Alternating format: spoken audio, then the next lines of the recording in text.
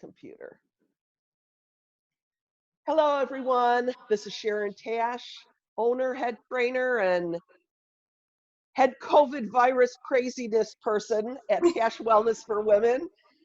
And I'm really excited about this program that I just started. I've asked some of the people that are in my network that I know are very interesting people that I have used in my life that would be great presenters. Some of them are great presenters at big stages like Carol, who you're going to meet now.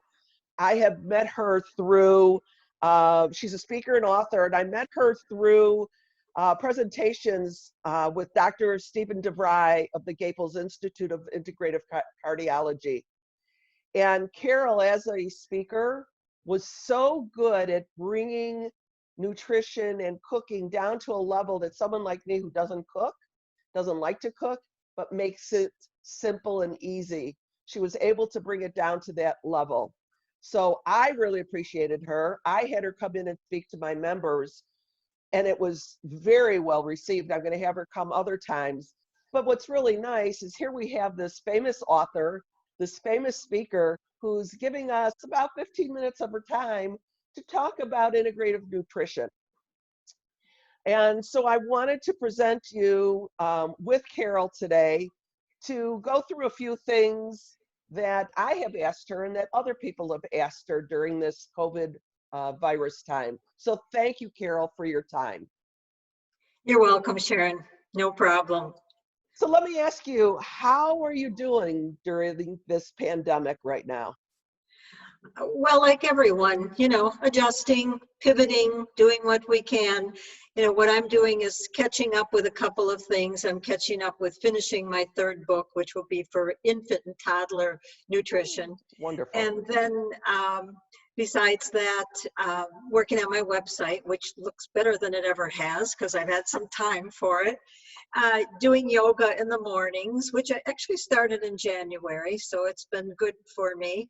And, my sanctuary right now is my garden. So, that's what I'm doing. I know everyone's finding their way, and we will get through this. This too shall pass, right? Absolutely. Well, as a fellow author, I need to know, because I know you've written 2 other books. What are your 2 other books, and, what are they about? All of them are about nutrition, of course. The first one is about a journey that we took with heart disease because of my situation with my husband and how we had to get back to the garden and get back to whole foods in order to regain health. And then the second one is Real Food for Healthy People. And that's the book that I took and compiled all the recipes that I had developed in the cooking classes that I was offering for about 6 years. Put it together in a book. And then I started realizing that, nutrition starts way before we even get heart disease diagnosed, like 50 years before the diagnosis. So I became very interested in getting a book out about infant nutrition and toddler nutrition. And I have written it in collaboration with a pediatrician and a friend of mine from Italy who for centuries has passed down ways to feed infants that keeps them healthy for life and develops their taste for good fruits and vegetables and good foods, because by the time a child is a couple of years old, it's very hard to make that detour. So I'm excited about the third book. It should be out in a couple months.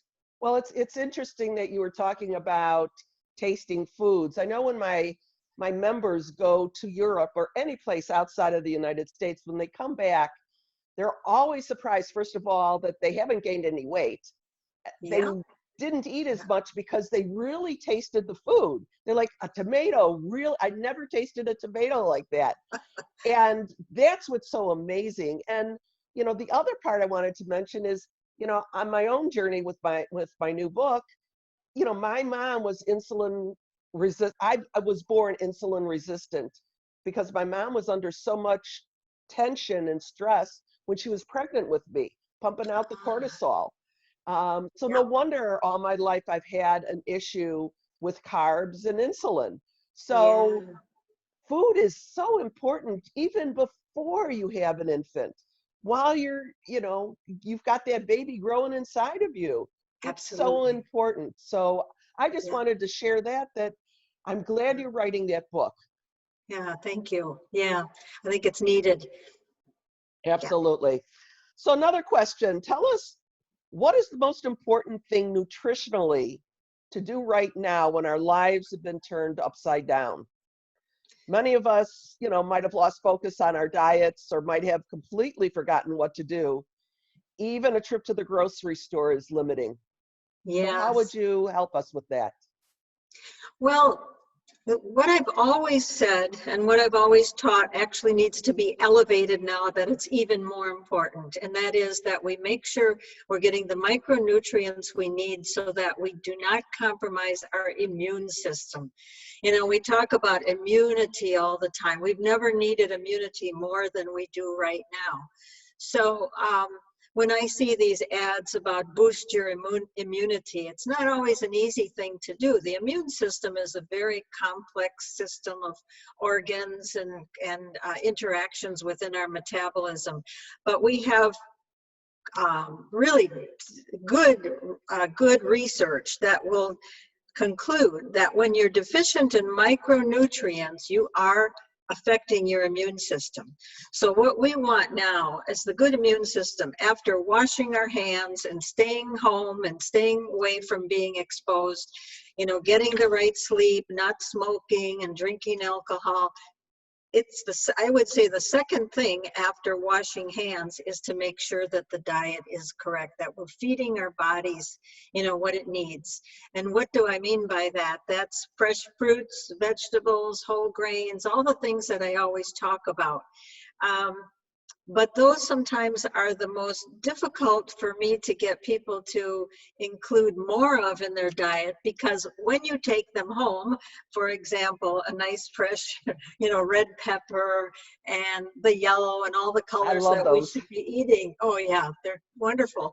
But when you pick this up at the grocery store, then you have to come home and do something with it. So a lot of people they're cooking more than they ever have Right. because the restaurants are closed and we're stuck in, not necessarily really loving it. And if they haven't by now become bored, they're probably very bored or tired of it. So I try to stress, get this full spectrum of colors, but also um, make sure that you're just preparing them easily at home so that you're not driving yourself crazy. Like this whole bowl of veggies that I have here, what I will do with them is I will just cut them up and julienne them, cut them up in slices, toss them in a small amount of olive oil, and put them in the oven for 45 minutes. When you have something like that, there's very versatile. You can toss them with a little bit of pasta. You can put them in a wrap. You can just eat them as a snack or a side dish. But having these things at home and in the house is important. It's very important for us to get these. And I have a few slides at the end that I will show just as examples of, the colors and where we should be heading even before this, but now even more so. So that really needs to be amplified. The other thing that I really don't ever talk about or haven't talked about, because when I'm developing food plans for people, it's mainly whole food, plant-based, and some grains and beans, and we're not worried so much about calories. But now the calories are really piling up. And I've been hearing from my clients, oh my God, I'm gaining weight. I'm home, I'm stuck in, I'm not walking enough, I'm not even moving. What am I going to do? Watch those calories. Even things like olive oil or any kind of cooking oil. I only use a very small amount of olive oil, minimal, with cooking. But remember that every tablespoon of olive oil has 120 calories and it's 14% fat. It might be a good fat, but when we're pouring that in and then we're not moving much, that's perfect storm for some real problems. So calories do count. We need to find ways to move, even if it's a matter of going in the basement or going outside and running in place, high intensity training, for 15 minutes, stop and start, stop and start. Otherwise, we're going to emerge from this pandemic, with some other bigger problems that we don't want to have. Yeah. I don't know if you saw it, Anna Maria Vidi Welch, who you know, who sits on the board Yes. at Gaples. She Mm-hmm. she sent me a link, a text link, and it was a picture of two women, same woman. She had, it's a cartoon, and it says January under the one on the left, which was a woman who was thin looking in the refrigerator. And then on the right-hand side was the same woman looking in the refrigerator who's put on about 100 pounds, and it said May. And that was it. And it was like, yes, we don't want Yes. to have that happen. No, we don't. And it can happen easily. I mean, I have to be careful myself. I mean, I'm doing the yoga, but it's wonderful, but it's not burning off calories.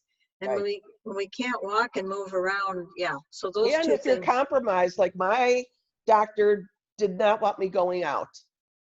I'm compromised for certain things.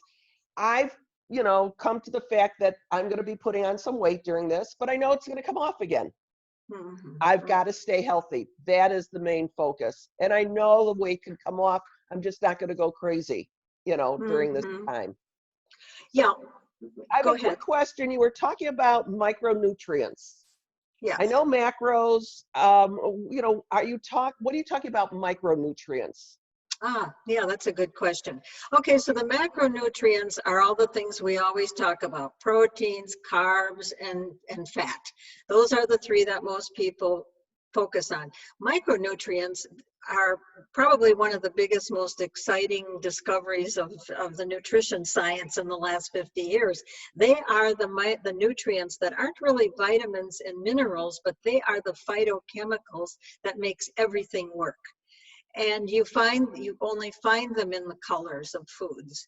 So you don't find them in animal foods, you don't find them in fat, but they are very, very important. Without phytochemicals, we cannot fight damage that happens in the body, even damage due to pollution or lighting or stress.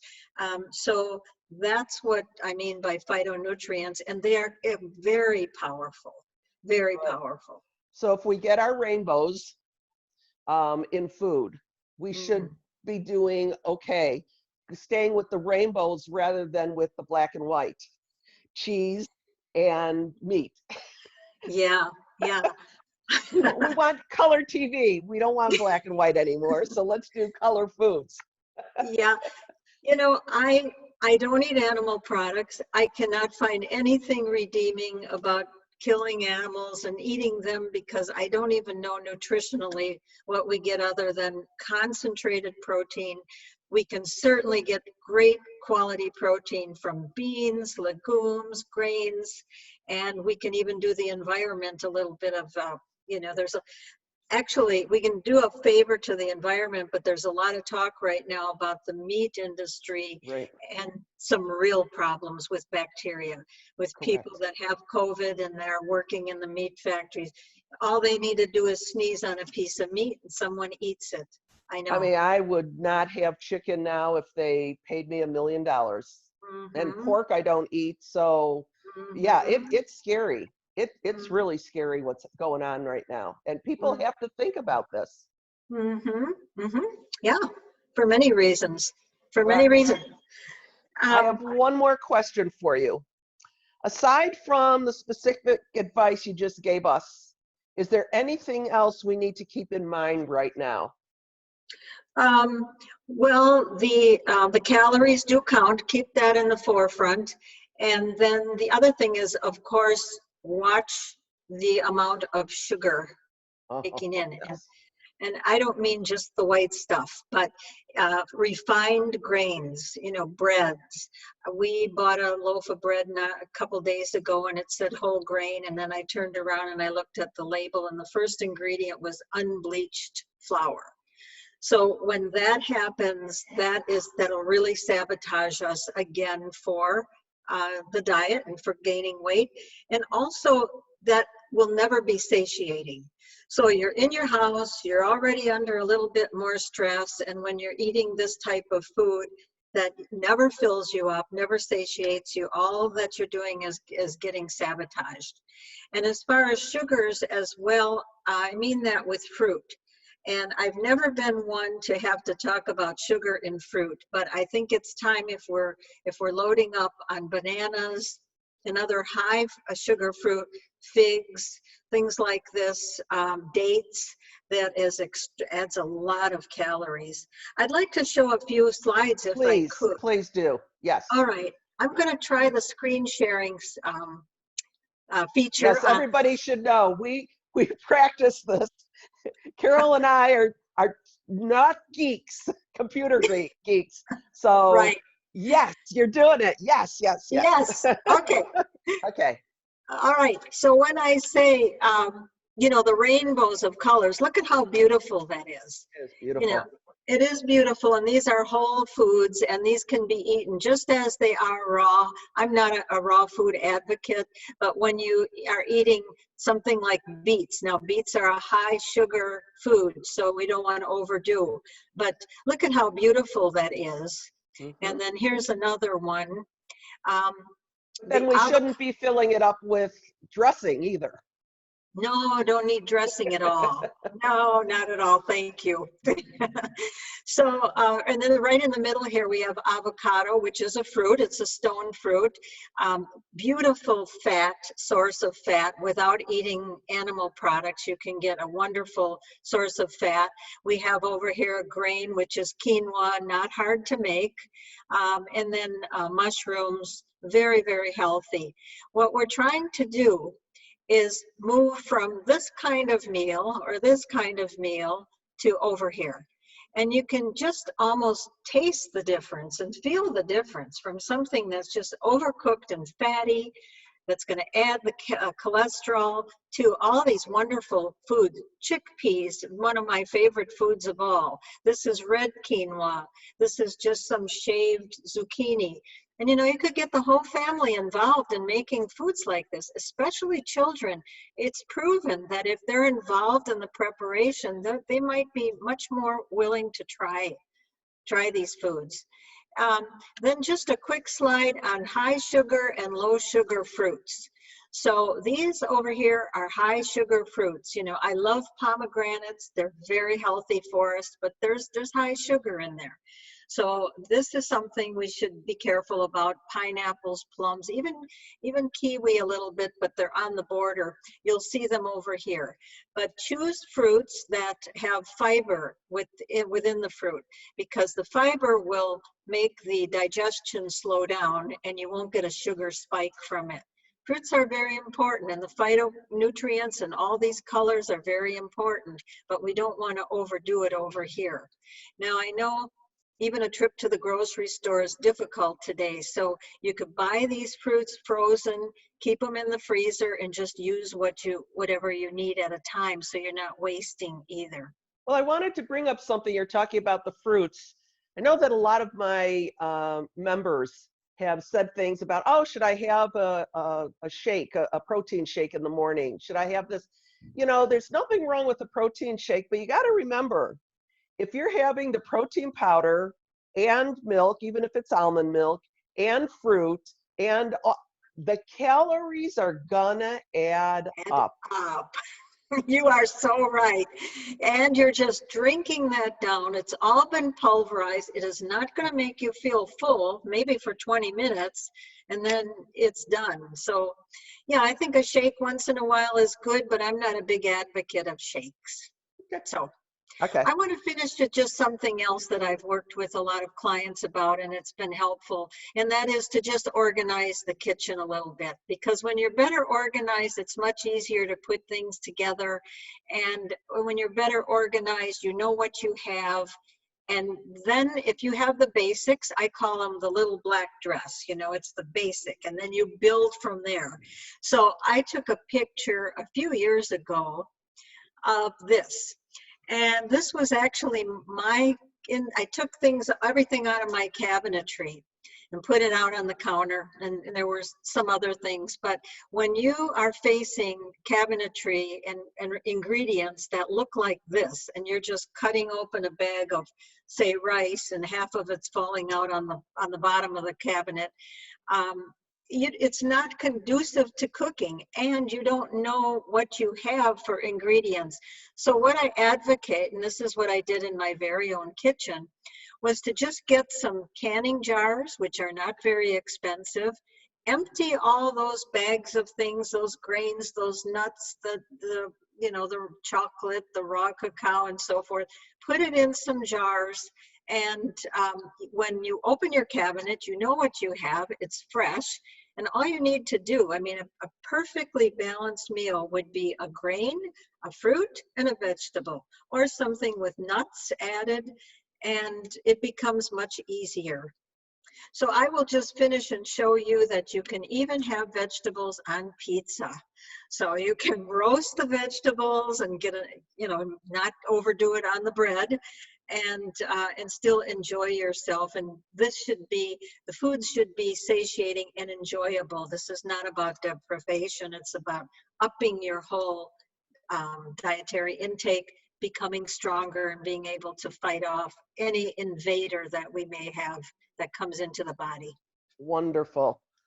Thank you so much. I Welcome. really respect you a lot. You're so educated, and you present this material very well. And I would highly recommend anyone who has an organization that is looking for a speaker or wants a cooking demonstration. If you have a kitchen available, they should really have you in to talk, because you are so educated, and you've helped me a lot. You've helped my members a lot. How do they get a hold of you, Carol? My website. It is www.food-not-meds, all one word. That's Love it. FOOD, not meds. And I'm glad you mentioned that, because I have a free cookbook on there. It's 7 beautiful whole food plant-based recipes. So if anyone wants new recipes, there's a cookbook there, and I have a whole tab for recipes where you can go and get some wonderful things. I'm keeping it up to date more so now than ever. Wonderful. Well, I appreciate it so much, Carol, for doing this. I hope the COVID virus finishes soon and you can get back out there, speaking to thousands of people, because what you have to say is so important to all of us. Thank you. Thank you, Carol. Sharon. All right. It's been Bye-bye. a pleasure. Bye-bye. Bye-bye.